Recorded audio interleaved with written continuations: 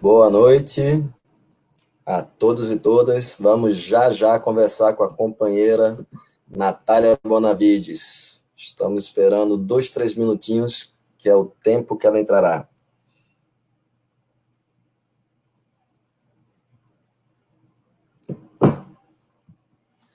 Quem está nos ouvindo, confirma se o áudio está bom, se a imagem está boa. Já já, a companheira Natália entrará para debater conosco sobre o que aconteceu hoje na Câmara de Deputados. Mais uma vez, o governo Bolsonaro Mourão e os neoliberais tentam atacar os servidores públicos, o serviço público, a possibilidade de concursos até dezembro de 2021. Quem puder, confirma se o áudio está bom, se a imagem está boa. Já já a Natália entra.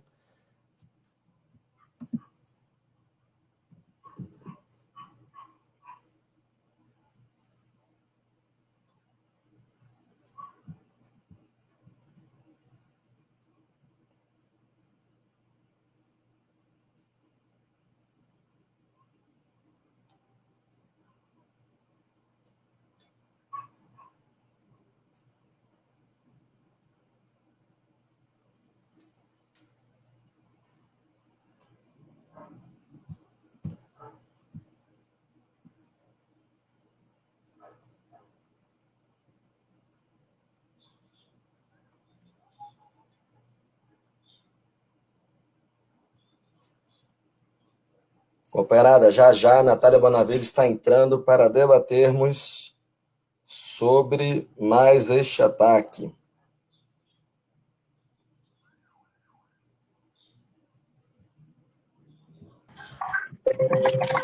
Oi, Natália. Olá. Estamos Boa online? noite. Está me escutando Tudo bem? bem? Me vendo bem? Tudo. Vou te pedir só para esperarmos mais um minutinho enquanto a gente divulga aqui nos Vamos. grupos. Quem puder ajudar na Perfeito. divulgação. Enquanto você faz isso, eu vou aqui também compartilhar na minha página e perfil do Facebook e colocar o Obrigado. link nos nossos stories do Instagram. Massa. Mas boa noite para quem eu estou vendo que já está aqui com a gente. Pessoal, a gente vai ter uma conversa agora em primeira mão, viu? A gente vai conversar sobre um projeto que está terminando de ser votado. Eu estou aqui nas duas tarefas, a gente está terminando uma sessão, ainda estamos voltando algumas emendas. A gente já vai conversar sobre isso tudo agora nessa live.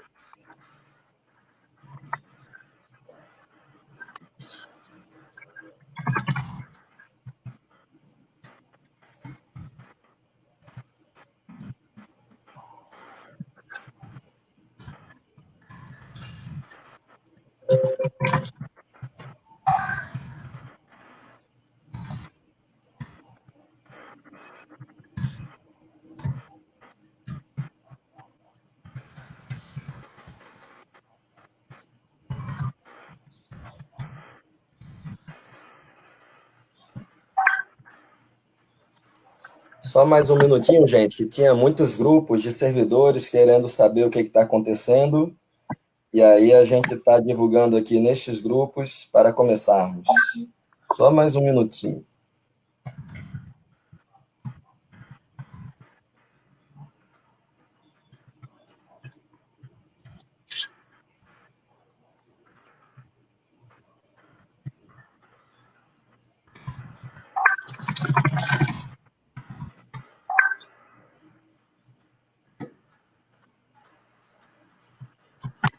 Mas...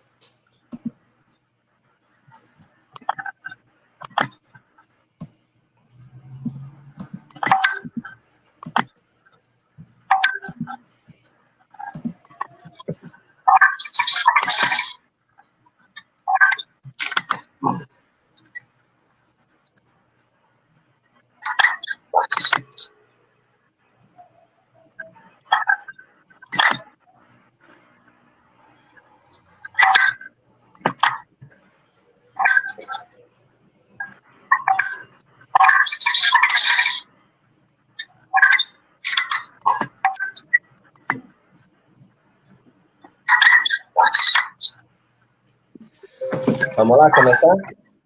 Vamos lá. Boa noite, companheira Natália Bonavides, nossa federal pelo PT no Rio Grande do Norte. Boa noite a todos e todas que nos escutam.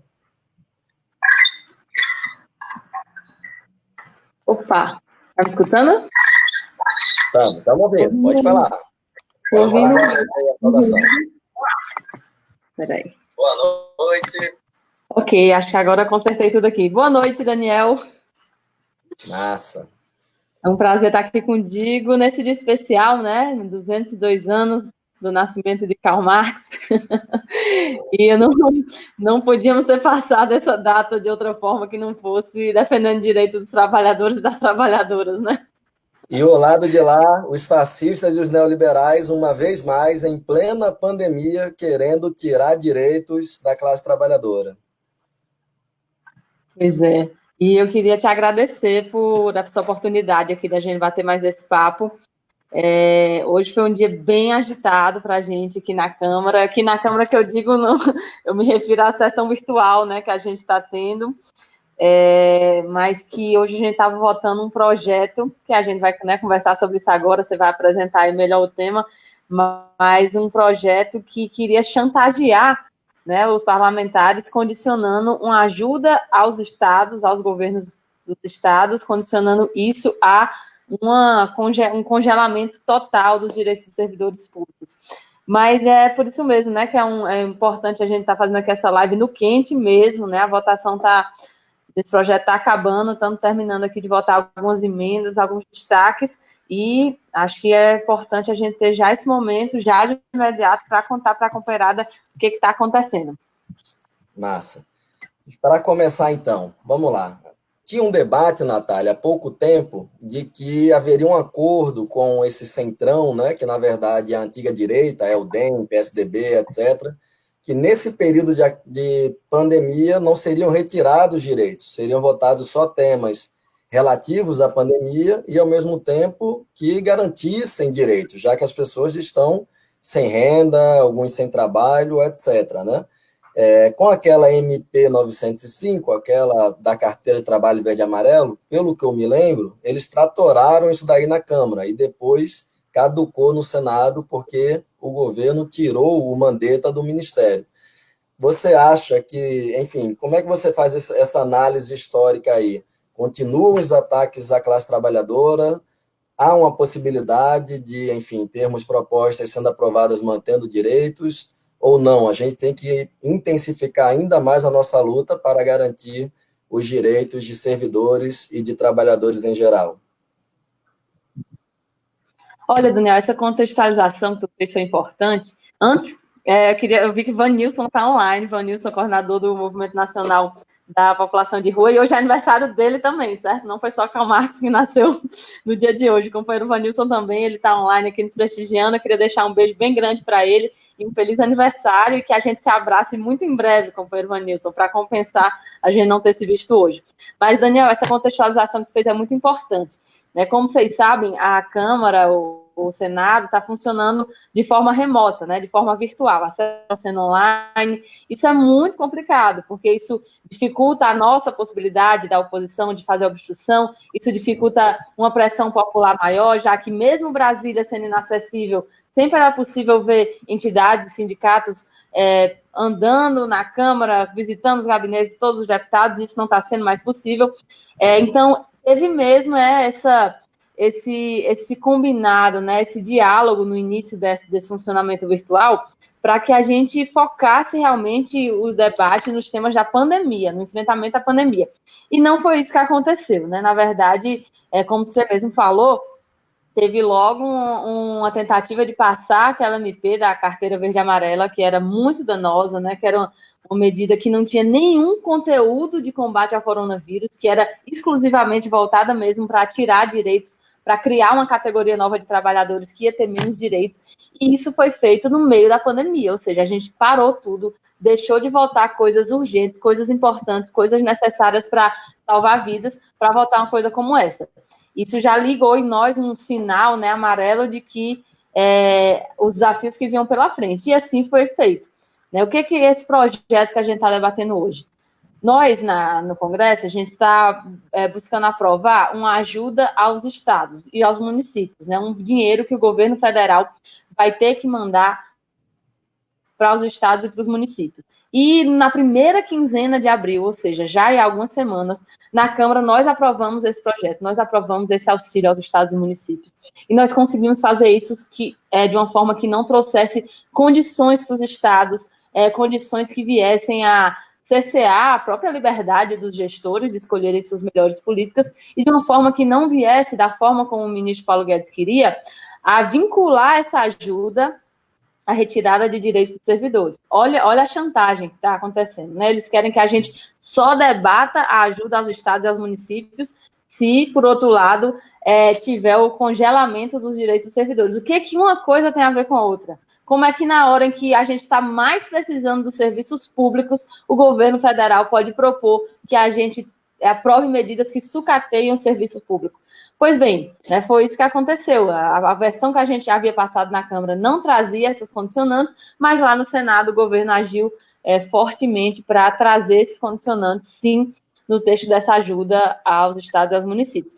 E hoje esse texto chegou para nós na Câmara, né? Então, recapitulando, até para quem está entrando agora, o que a gente estava votando hoje era o valor, né, como é que ia ser essa ajuda aos estados e aos municípios, e, por outro lado, se isso ia ter ou não condicionantes, especialmente condicionantes que viessem a amarrar, a congelar, a trazer medidas que viessem a sucatear o serviço público.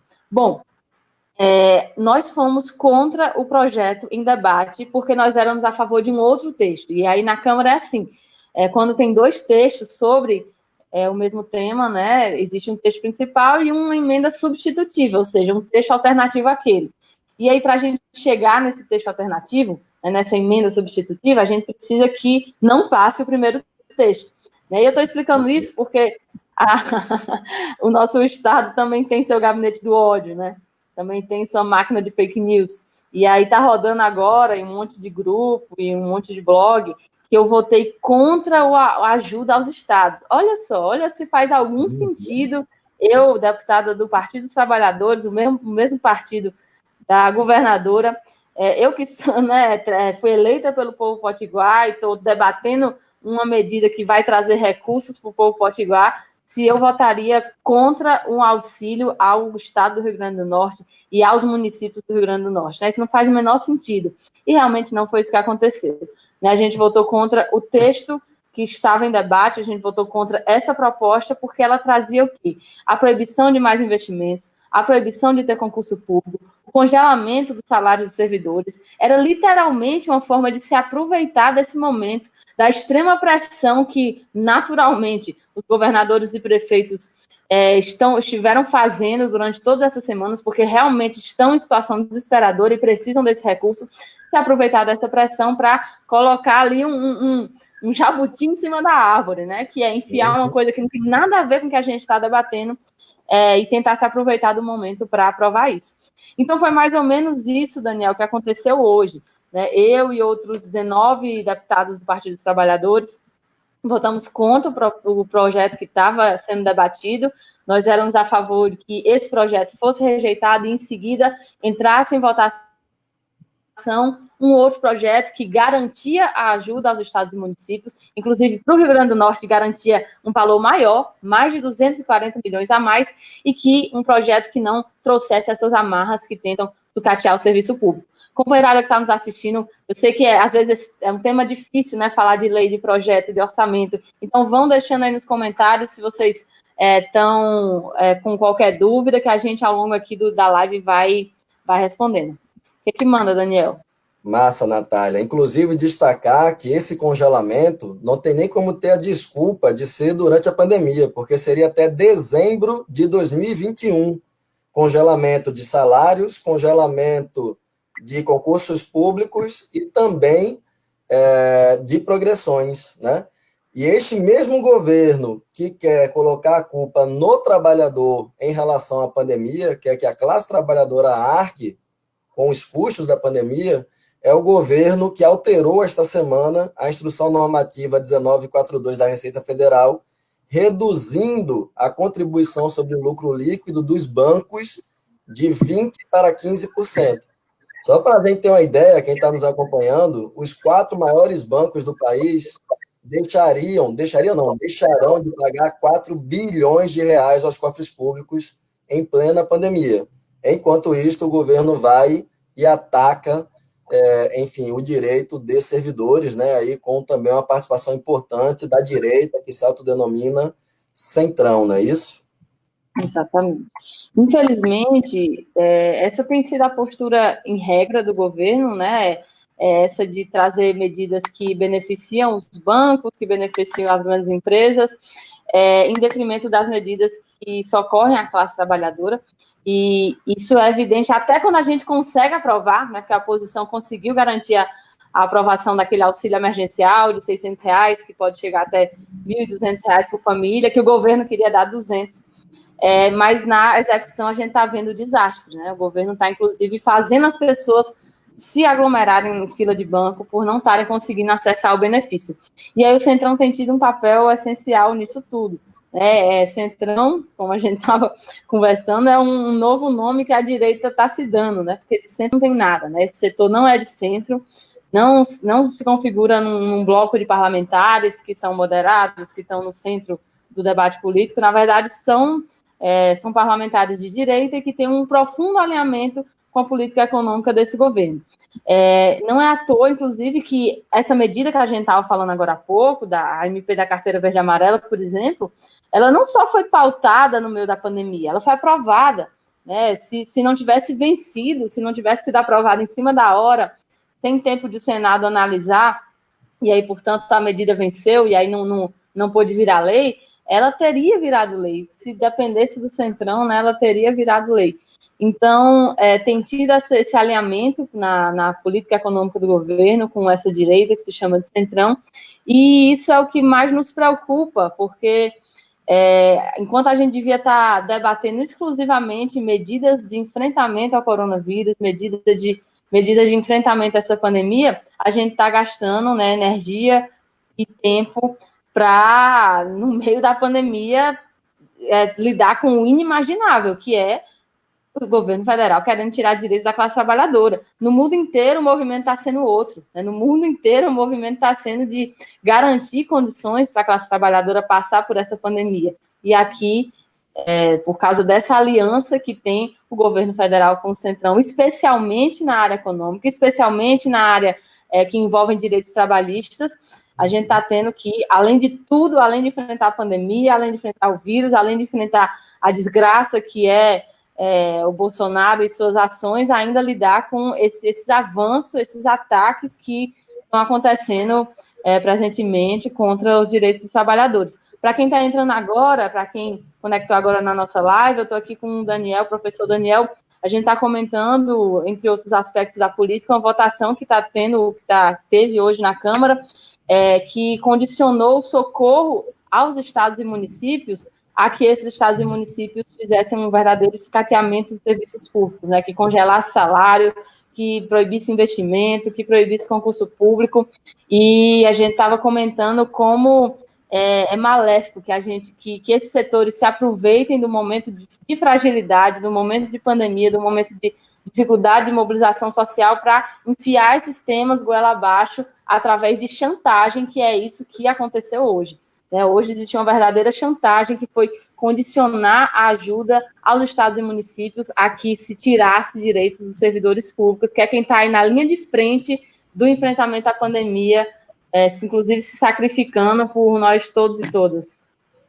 Massa, Natália. Eu postei aqui, gente, o link da transmissão ao vivo. Quem quiser colocar nos seus grupos de WhatsApp e tal, estão aqui nos comentários.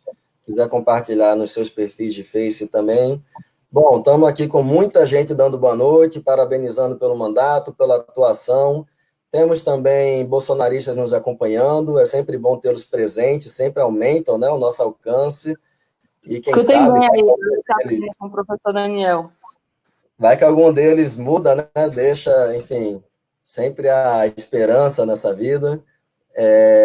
Tem várias pessoas colocando aqui uma nota, Natália, que o mandato fez desmentindo essa fake news que foi soltada agora à noite, de que o mandato, de que você teria votado, né, contra recurso aqui para o Estado. Se você quiser, eu posso lê-la depois. Mas, fixa aí nos seus comentários. Vou fixar. A nota é bem explicativa. Eita, agora eu acho que se eu fixar aqui, fica na frente do nosso rosto. Não, então não fixa não. Fixa aí então o link para a companheirada compartilhar o link. Live, eu faço isso. Nosso companheiro Vanilson, né, coordenador, já tinha dado os parabéns para ele hoje na outra live, mas, enfim, parabéns novamente. E tem algumas questões chegando, né? Deixa eu ver aqui, vou tentar me reportar mais a elas, porque são muitos comentários. Carlos Eduardo coloca que é o congelamento disfarçado que o Guedes queria desde o ano passado. Exatamente. André Brainer pergunta que compreende o perigo do precedente, mas não seria razoável pensar no congelamento dos funcionários públicos que recebem acima do teto, como os juízes, por exemplo. Deixa eu ver se tem mais, que aí eu te passo de uma vez só.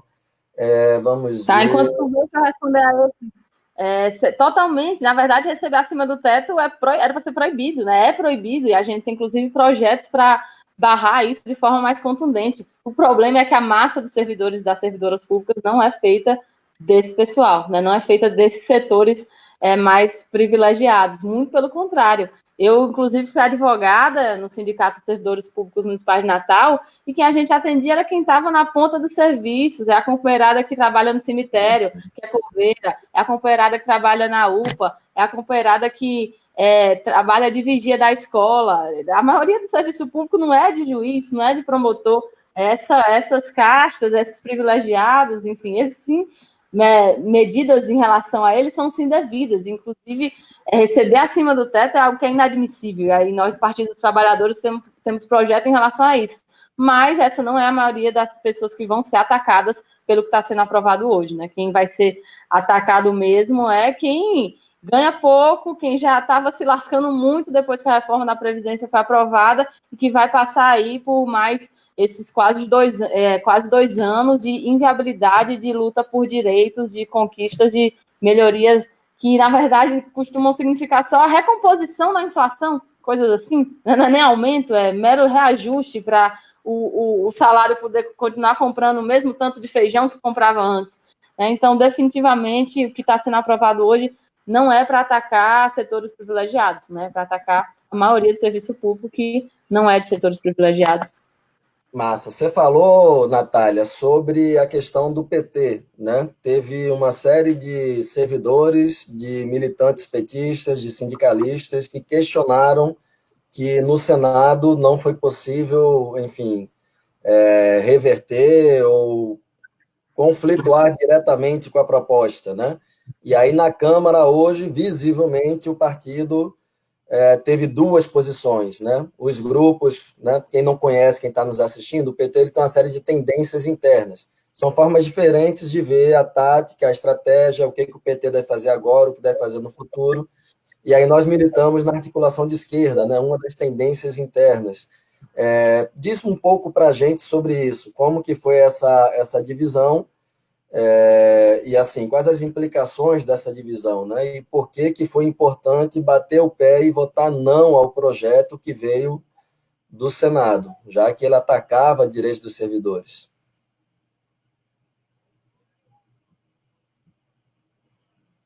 Acho que eu caí. Está me escutando? Agora voltou.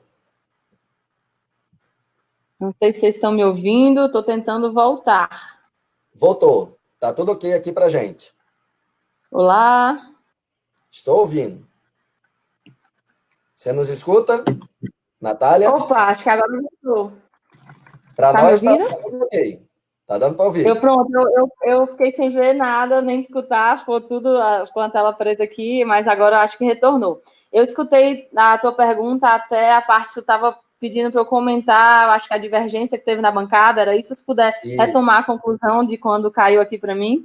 Isso, hoje o que a gente percebeu ontem, os 3 senadores do PT votaram juntos, os 3 não, né? Não me lembro, são 7, 8. Enfim, os senadores do PT votaram juntos, mas hoje houve uma divisão na bancada petista, né?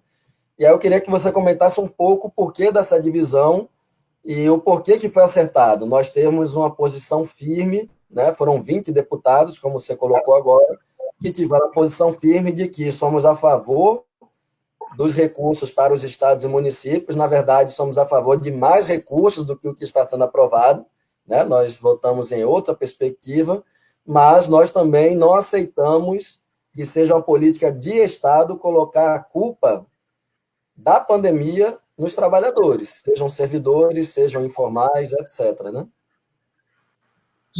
Exato, é como tu estava explicando, né? No PT existem correntes de pensamento diferentes. Isso não só é natural, como é inclusive um direito dos filiados, né? Algo que é previsto estatutariamente. E é isso que permite que visões diferentes convivam no partido, né? Que a gente tenha esse espaço mais democrático de debate interno, em que ideias diferentes possam disputar, e, enfim, isso acolher até mais gente dentro do partido. E o que aconteceu nesse tema? Existiu uma divergência em relação ao posicionamento, né? Não é à toa que a votação na bancada hoje foi de 20 votaram contra essa versão do projeto e 30 votaram a favor, né? Nitidamente uma divergência bastante expressiva, né? Dentro da bancada. E o que aconteceu foi que uma parte da bancada teve a visão de que era preciso passar a mensagem de que essa votação tinha essa importância para os governadores, tinha essa importância. Por isso, deveríamos votar a favor do texto.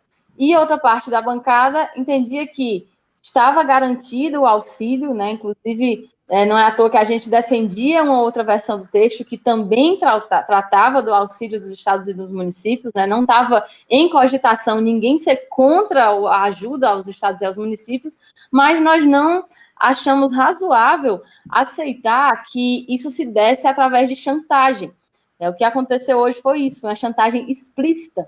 Eles deram um jeito de colocar, como bem um companheiro aí opinou nos comentários, eles deram um jeito de comentar algo que já era um projeto antigo de Guedes, né, que eles já vinham falando que ia estar contido numa reforma administrativa que viesse, deram um jeito de colocar esse conteúdo, de se aproveitar mesmo, de colocar esse conteúdo num projeto que é humanitário, é de destinar recursos aos estados e municípios, que é quem está na ponta. Quem está lidando com a pandemia não é o governo federal, não. O governo federal está mais atrapalhando muitas vezes.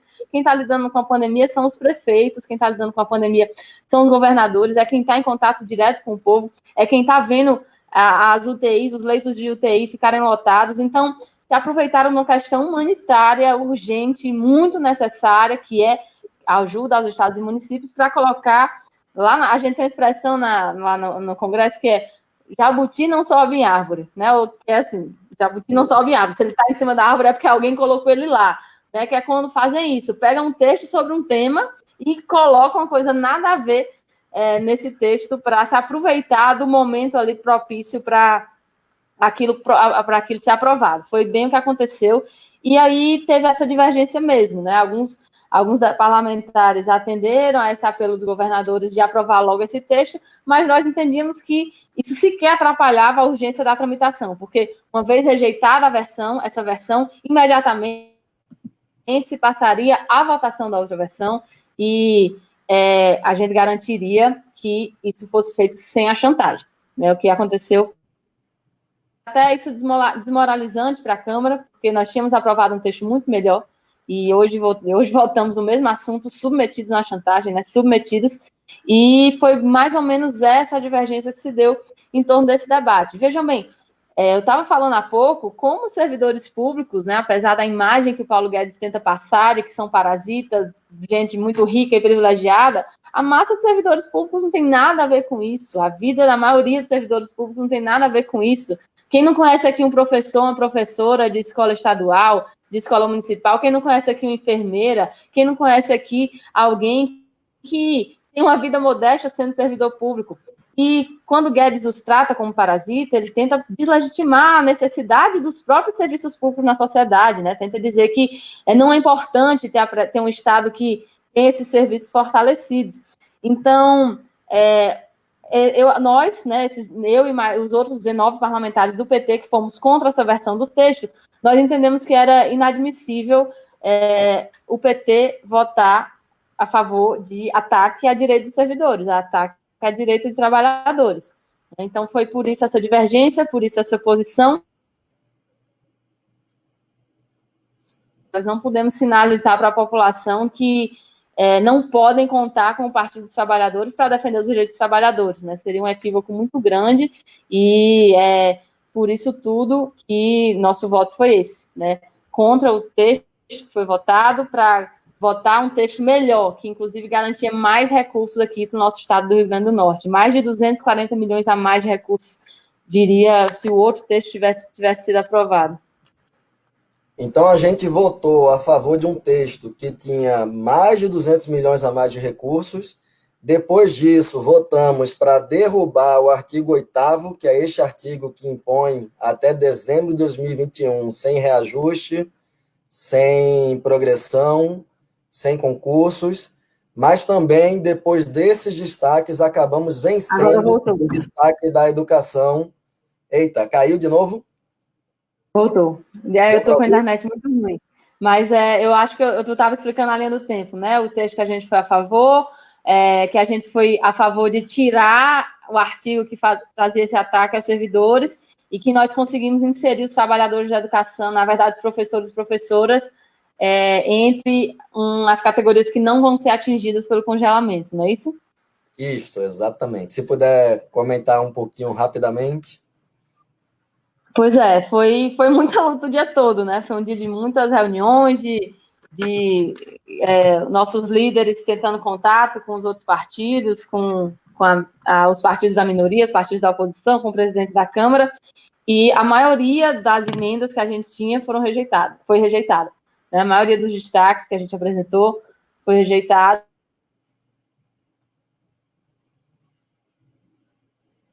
Que foi a inclusão dos professores, né? Foi um destaque que exclui os professores e as professoras dessa categoria que vai sofrer com esse arroxo, né? Foi muito importante, foi agora mesmo, assim, agora há 10 minutos, enquanto a gente está aqui falando na live. Né? Todas as categorias estão pedindo para serem inseridas, porque é óbvio, é um texto prejudicial, né?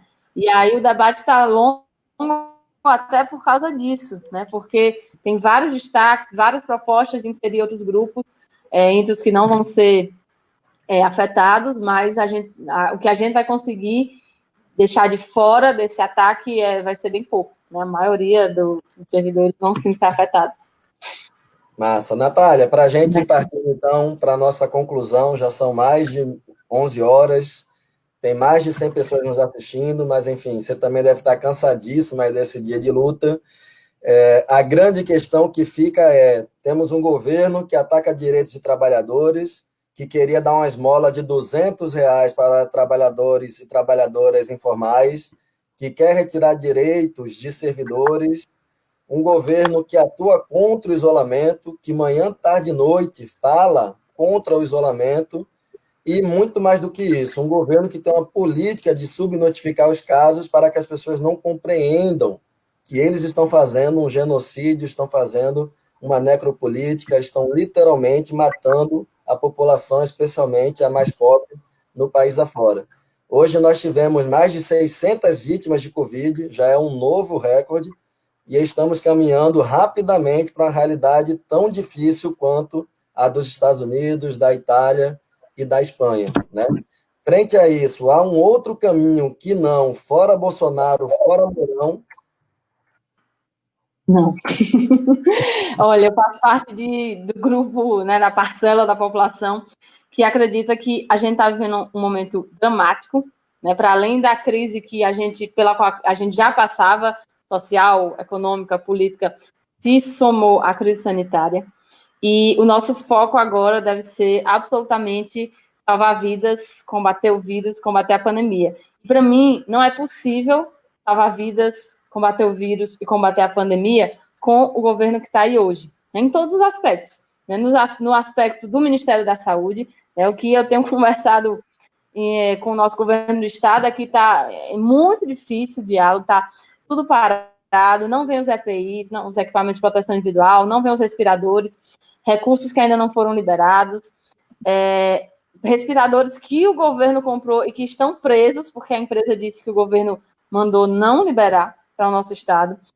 Mas não só, né? Além dessa inoperância do Ministério da Saúde, além dessa inoperância nas medidas práticas, nas políticas, nas ações, a gente tem Bolsonaro existindo e a cada dia cometendo um novo crime de responsabilidade, um novo crime contra a saúde pública, né? A postura dele, o discurso dele, quando a gente caracteriza isso como genocida, não é uma palavra ao vento, né? Toda live que eu posto, eu estou dizendo isso, Daniel. Não é por dizer, é porque efetivamente ele está tendo um comportamento, um discurso que está estimulando que as pessoas saiam de casa, que não usem máscara, que sigam a vida de forma normal, e isso é uma questão objetiva, né? A consequência direta disso é que mais pessoas vão morrer, é que mais pessoas vão contrair o vírus, mais pessoas vão ficar internadas, mais leitos de...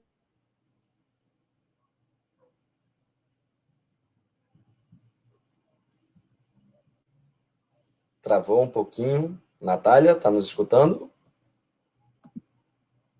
UTI vão ser ocupadas, vagas nessas UTIs. Consequência direta, aqui travou, desculpa, vocês estão me ouvindo? Aqui parou. Sim, voltou.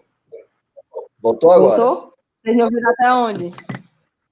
Estávamos ouvindo você dizendo dos inúmeros crimes e dos riscos à saúde deste governo. Certo. Não, então, o próprio comportamento de Bolsonaro, né, as coisas que ele fala, o exemplo que ele dá, isso leva as pessoas a terem uma conduta mais propícia à contração do coronavírus, né? Ele é um péssimo exemplo que está fazendo com que as pessoas achem que está tudo bem, já que a maior autoridade da República está dizendo, já que a maior autoridade da República está saindo de casa, já que a maior autoridade da República está dizendo que é uma gripezinha, então as pessoas relaxam do isolamento, saem mais e acabam se sujeitando mais à contaminação. E a consequência direta disso, que eu não sei se eu estava online ou se eu estava offline quando eu estava dizendo isso, então vou repetir, a consequência direta disso são mais mortes, são mais UTIs, mais leitos de UTIs ocupados, são mais pessoas que sofrem de outras condições, de outras doenças, chegando no hospital e se deparando com a falta de leitos, o que aumenta ainda mais a mortalidade na nossa população. Então, não tem como a gente debater o enfrentamento dessa pandemia sem fazer a denúncia do que esse governo está fazendo e não está fazendo, né? Do que Bolsonaro está fazendo de criminoso, de atentatório à saúde pública e do que o Ministério da Saúde não está fazendo. Então, esse governo como um todo, ele tem sido o melhor amigo do vírus, esse governo como um todo tem sido o maior agente facilitador de que o nosso país caminhe para ser o novo epicentro da pandemia. A gente tem mais mortes, muito mais mortes do que todo o resto da América Latina somada, mesmo que a gente tenha menos pessoas, né? Tem gente que diz, o Brasil tem tanta morte porque é muito grande, tem muita gente. Não, né? Se a gente olhar o resto dos outros países todos da América Latina, isso dá mais pessoas do que o Brasil tem e tem muito menos morte do que o Brasil tem. Então, a gente está caminhando para virar o epicentro da epidemia por causa disso, né? Por causa desse governo. Então, quando a gente fala fora Bolsonaro num momento desse, num momento de pandemia, é uma questão de saúde também, né? É uma questão de acreditar que não há a menor condição de o Brasil passar por isso com o menor sofrimento possível, com o menor número de mortes possível, se tiver com esse governo à frente. Então, fora Bolsonaro virou essa hashtag, essa palavra de ordem, mas o que a gente quer dizer com isso é, na verdade, fora o governo Bolsonaro, fora toda a política desse governo Bolsonaro, né? Fora Bolsonaro e Mourão. A gente precisa que o povo escolha de novo, que o povo tenha a soberania de eleger um governo novo, porque o atual absolutamente não está à altura e, na verdade, tem uma conduta criminosa, né? Dia após dia comete crime de responsabilidade. Nós vimos, inclusive, o próprio ministro Gilmar Mendes dizendo, né, que que o PT foi prejudicado nas eleições porque o ministro Sérgio Moro liberou a delação de Palocci, aquela que não serviu, liberou a delação nas vésperas das eleições para eleger Bolsonaro e então virar o superministro da Justiça, né? Ou seja, não há outro caminho que não, após a pandemia, temos eleições livres para presidente, né, com a participação do presidente Lula. Exatamente. A gente está inclusive agora tendo de novo essa personalidade Moro em evidência no debate político, né? E na verdade se tratam de dois criminosos, né? Tanto Bolsonaro quanto Moro. A delação, que foi praticamente uma delação, né? O que Moro fez quando saiu do ministério, foi também uma assunção de culpa, né? Porque muitas das coisas que ele denunciou ali naquele momento, na verdade, foram coisas que já estavam acontecendo há vários meses, né? Ele acusa Bolsonaro de pedir relatórios, mas há vários meses o Bolsonaro disse que Moro entregou para ele um relatório da Polícia Federal, né? Então, ficou muito evidenciado ali naquele contexto como o Moro vinha servindo a exatamente aquilo que ele foi chamado para fazer, né? A ser essa pessoa que ia instrumentalizar as instituições da República para ajudar Bolsonaro com o seu projeto de poder. E aí, esse exemplo que você falou que o Gilmar Mendes deu, na verdade, é um dos muitos que estão aí na história política, né, do ex-juiz e agora ex-ministro Sérgio Moro, de como ele usou as instituições do Estado para interferir na política, né, interferir nas eleições, seja com a condenação de Lula, seja com a liberação dessa delação, convenientemente. E a gente vê até um ministro da STF dizer isso abertamente, né? É uma coisa, é até algo inesperado, né? É tão escandaloso, porque tem setores dessas instituições que reconhecem abertamente o que foi feito e ainda assim se tenta criar esse clima de normalidade, de naturalidade em relação ao fato desse governo ter chegado onde chegou. Na verdade, fruto de uma tripla fraude, depois do golpe contra a presidenta Dilma, depois do principal candidato ter sido interditado, o presidente Lula, e depois de uma máquina de fake news posta em ação, financiada com Caixa 2, que isso aí, Daniel, dava tema para outra live para a gente fazer no outro dia, porque eu estou na CPMI das fake news e estou toda hora lidando com esse tema, além de ocasionalmente sendo vítima, né, como hoje, estão dizendo que eu fui contra a ajuda aos estados e municípios, né, mas faz parte.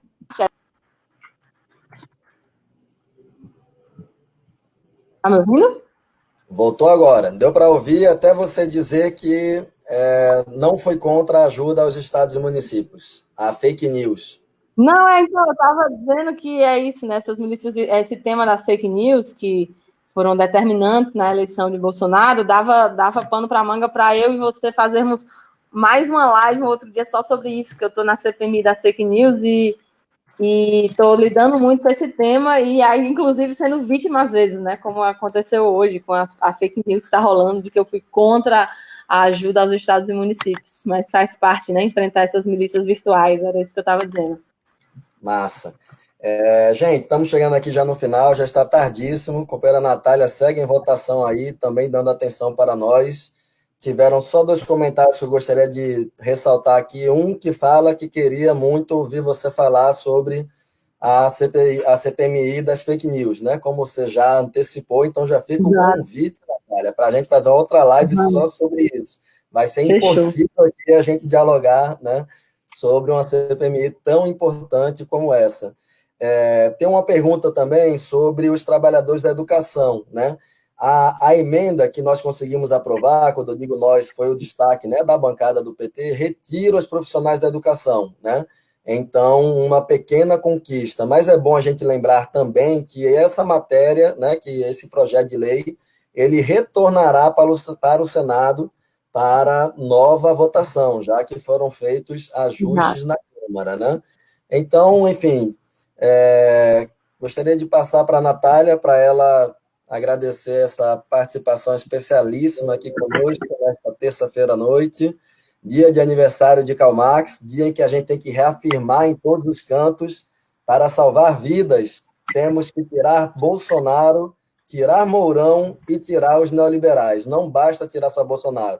Se o TSE quiser, de uma vez por todas, julgar a ação lá em que há várias provas dos crimes durante a campanha que essa gente cometeu, eles poderiam julgar e assim nós temos uma transição muito mais tranquila. Se eles não quiserem julgar, nós vamos trabalhar até o final pelo impeachment de um e do outro, já que o outro também atenta contra a democracia, contra a ordem democrática e é defensor da ditadura militar e de todo esse desmonte dos direitos que nós estamos passando. Então, no aniversário de Karl Marx, companheira Natália, Por favor, tuas últimas palavras. Olha o meu quadrinho, Daniel. Boa. Livros. Daniel, eu queria te agradecer pela oportunidade. Hoje está sendo um dia muito agitado, né? Infelizmente, mais um dia de ataque aos direitos do povo trabalhador. Infelizmente, o Congresso tem sido muito frequentemente um palco desse tipo de coisa. Né? E acrescentar aí que tu estava comentando, né, os caminhos do Fórum Bolsonaro, e é isso mesmo, né? São vários os caminhos institucionais e constitucionais para a retirada desse governo de morte. Essa ação que tramita no TSE para a cassação da chapa, o afastamento pelo STF, o impeachment com a aprovação de uma PEC que garanta novas eleições em caso do afastamento do presidente. E nada disso acontece porque a gente quer, né? Por puro desejo, porque a gente está torcendo para que aconteça, né? Tudo isso exige uma construção política, né? Uma construção junto à sociedade de que essas ideias são as ideias que a gente deve defender, de que esse caminho é o caminho que permite uma dignidade maior na vida das pessoas. Então, está posto para nós o enorme desafio que é, em tempos de pandemia, em tempos de isolamento social, em tempos em que a gente não pode ir para a rua, se manifestar, fazer passeata, distribuir panfleto, em que a gente não pode fazer isso, a gente ainda assim não deixar de fazer a luta política para sair dessa pandemia, inclusive, num mundo melhor, né, e não pior, porque isso também está em disputa, né, porque o que vai acontecer depois disso tudo? Vão se aprofundar essas ideias neoliberais de tirar direitos dos trabalhadores? Ou a gente vai conseguir uma noção de solidariedade que convence as pessoas de que os mais ricos não estão ajudando em nada no enfrentamento dessa crise, precisa ajudar muito mais. Então, tudo isso significa muita luta política que, nesse momento, a gente tem que fazer da seguinte forma: online, pelas janelas, pelos panelaços, pelas ações de solidariedade. Eu faço outra menção ao companheiro Vanilson, do movimento da Pop Rua, aí em Natal, que tem estado à frente, né, de uma dessas ações. Inclusive, Vanilson, deixa aí nos comentários o convite para o pessoal participar dessas ações de solidariedade. No meu Instagram também a gente tem um destaque com várias formas de ajudar entidades, de ajudar associações que estão precisando. E é isso, a gente não pode parar de fazer esses debates, muito pelo contrário, né, é um momento da gente intensificá-los, porque essas crises costumam ser janelas, mas não necessariamente janelas para um mundo melhor. Isso está em disputa dependendo do que a gente faça nesse momento. E tem um risco grande de a gente ir para um Brasil pior, para um Brasil que queira votar as reformas que vão piorar ainda mais a vida do povo. Então, deixa esse convite para todo mundo que está assistindo a gente, para realmente se engajar nessa luta, mesmo que de forma virtual, mesmo que na forma dos panelaços, mas é um momento realmente, né? Um momento de crise, é um momento em que a sociedade reflete mais, é um momento em que as contradições ficam mais expostas, né? O quanto a desigualdade afeta a vida das pessoas fica mais exposto, o fato de que tem mais gente morrendo quando é pobre ou quando é negra do que se for branca e se for rica, né? O vírus não atinge todo mundo da mesma forma e essas reflexões precisam ser feitas e nós precisamos fomentá-las. Então, Daniel, eu queria agradecer o convite. Já está aceito, viu, esse convite para outra live, para a gente falar da CPMI. Convida aí a companheira, o companheiro que disse que queria ouvir a gente falar sobre isso. A gente vai marcar uma data para fazer isso. E para quem entrou depois, talvez não esteja desde o começo, eu vou pedir para alguma outra pessoa botar de novo a nossa nota aí nos comentários. Né? Tem o Gabinete do Ódio do Rio Grande do Norte, né, está me atacando, dizendo que eu votei contra a ajuda dos estados e dos municípios. Isso é surreal, né, gente? Imagina se a gente ia votar contra uma medida que é absolutamente necessária para o nosso estado. Muito pelo contrário, a gente votou contra um texto muito ruim que trazia menos dinheiro para o nosso estado e que está amarrando, por uma forma de chantagem, a medidas que vão deixar nosso serviço público numa situação muito difícil. A gente quer mais para o Rio Grande do Norte, e não menos. E aí foi por isso o nosso voto de hoje. Agradecer à companheirada que postou nos comentários nossa nota. Ajudem a gente a divulgar. Valeu, Raquel, postou aí. Um beijo bem grande, Raquel. Ajuda a gente a divulgar a nota. E, Daniel, finalizo deixando esse meu grande beijo para você. Eu sei que você não quer que a gente fale disso nesse momento, mas eu vou pedir licença para dizer como eu admiro que você esteja nesse momento da política, se colocando para ser pré-candidato a vereador de Natal, porque a gente precisa muito de pessoas que, como você, estejam nos espaços institucionais para defender os direitos do povo. Eu estou aqui na Câmara e sei como isso é difícil, sei como cada um e cada uma contam. Então, quero muito, sim, te ver na Câmara Municipal de Natal, fazendo essa luta lá também. E você que está sempre defendendo a linha justa, né? Defendendo os direitos do povo e construindo essas lutas, vai ser um prazer a gente construir essa pré-candidatura junto das outras pré-candidaturas do Partido dos Trabalhadores. Então, um beijo, pessoal que nos assistiu, boa noite. Fique em casa, quem puder, quem não puder, a gente precisa garantir todas as condições para que o serviço, quem está na linha de frente dos serviços essenciais tenha acesso aos equipamentos essenciais, aos equipamentos de proteção individual. Tamo junto e até a vitória sempre. Um beijo, Obrigado, Valença. companheira, muito obrigado. E, gente, para terminar, queria agradecer a mais de 100 pessoas que estão conosco até agora, são 11h30 da noite já. Natália, Boná, né? Boná, muito obrigado por essa live, enfim. Isso você falou aí da eleição, né? Na verdade, a gente não sabe nem, enfim, como estaremos em outubro. Nós temos a única certeza neste momento, é que nós vamos lutar muito, mas muito, na defesa do isolamento social. Vamos lutar muito pelas ações de solidariedade, como a do Movimento Nacional de População em Situação de Rua, e vamos lutar muito contra o bolsonarismo. A gente precisa tirar Bolsonaro, precisa tirar Mourão e precisa tirar os neoliberais que assaltaram esse país a partir do golpe de Estado de 2016. E nós vamos lutar muito também, recuperando nosso companheiro Max, para uma sociedade sem exploração de classes, sem opressões, onde mulheres negras, negros, gays, LGBT, camponeses, pescadores tenham a mesma dignidade que qualquer ser humano. O nome desse mundo se chama socialismo.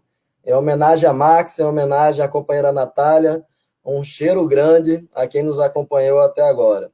Um beijo e venceremos, sem dúvida alguma. Trabalhadores e trabalhadoras do mundo, univos. Univos. Cheiro. Tchau, gente. Boa noite.